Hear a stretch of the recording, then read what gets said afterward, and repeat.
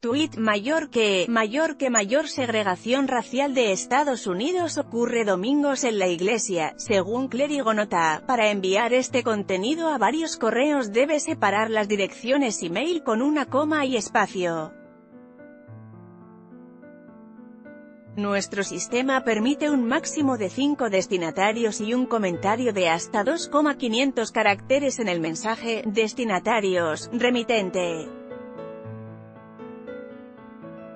Comentario: enviar por enlace compartido exitosamente. Por no hemos podido compartir el enlace en este momento.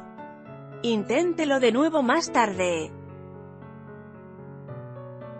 Mayor segregación racial de Estados Unidos ocurre domingos en la iglesia, según clérigo. El 90% de las iglesias del país todavía siguen segregadas, es decir, que en ellas no se mezclan personas de distintas razas, lo que en muchos casos, algunos justifican citando pasajes de la Biblia.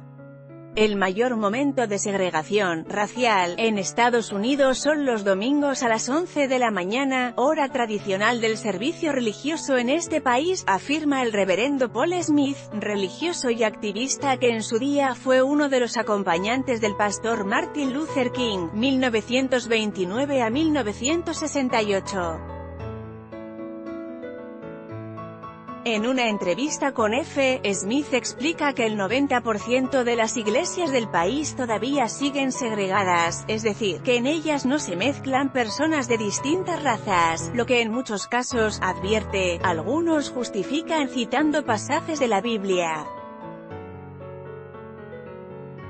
Lejos quedan los tiempos en que las iglesias eran un punto focal para las manifestaciones y el activismo. Eso ahora no pasa. Los líderes de las iglesias están más interesados en proteger sus congregaciones financieramente, señala este pastor presbiteriano.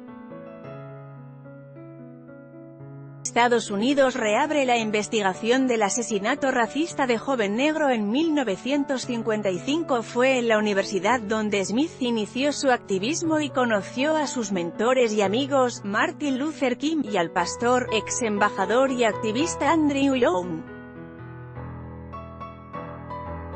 Conocí a Young en 1957 y allí le presenté a King, que había venido a Alabama. Las mujeres de ambos estaban embarazadas, y así se produjo la conexión, rememora Smith, que más tarde se trasladó a Savannah, en el estado de Georgia, para recibir entrenamiento en derechos civiles y aprender del movimiento de no violencia. Smith aprendió la estrategia para luchar a favor de los derechos de los afroamericanos de Young y King, mientras que su tercer mentor, el reverendo Howard Thurman, 1900 a 1981, le enseñó cómo aplicar la fe.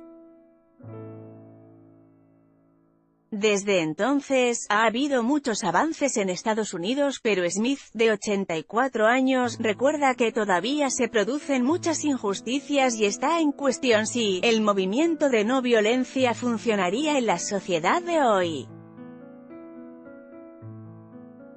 En ese sentido, cita como ejemplo la organización Black Lives Matter, Las vidas de los negros importan, surgida en 2012 en protesta por los casos de violencia policial hacia los afroamericanos.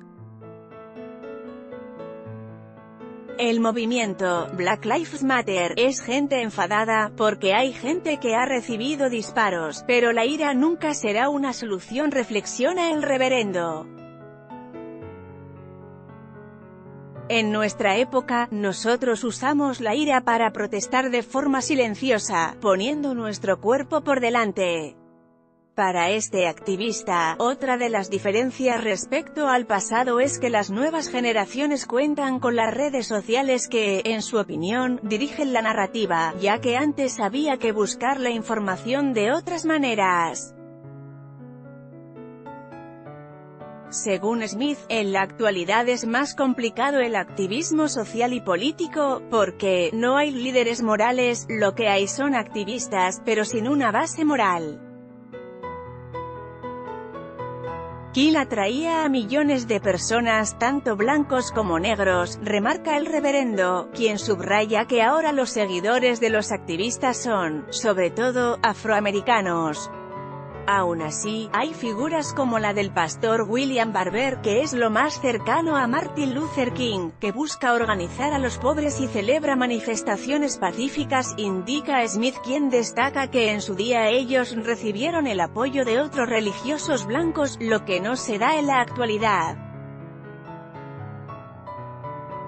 Las distintas denominaciones cristianas como los presbiterianos, los metodistas o los evangelistas no están implicadas en la defensa de los derechos civiles, son más proféticas, lamenta Smith, para quien no existe una concienciación dentro la Iglesia.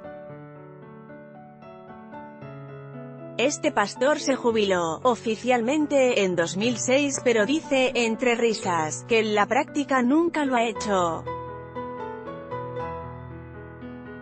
Francia da un primer paso para eliminar la palabra «raza» de su constitución. Smith, que reside en el estado de Maryland, ha creado congregaciones multiculturales en Buffalo, St. Louis, Atlanta y Brooklyn. De hecho, mi iglesia, en Brooklyn, fue una de las primeras presbiterianas diversas e inclusivas de Estados Unidos, apunta. A sus labores religiosas se suma su trabajo como mediador en cuestiones raciales para corporaciones empresariales y la policía de Nueva York.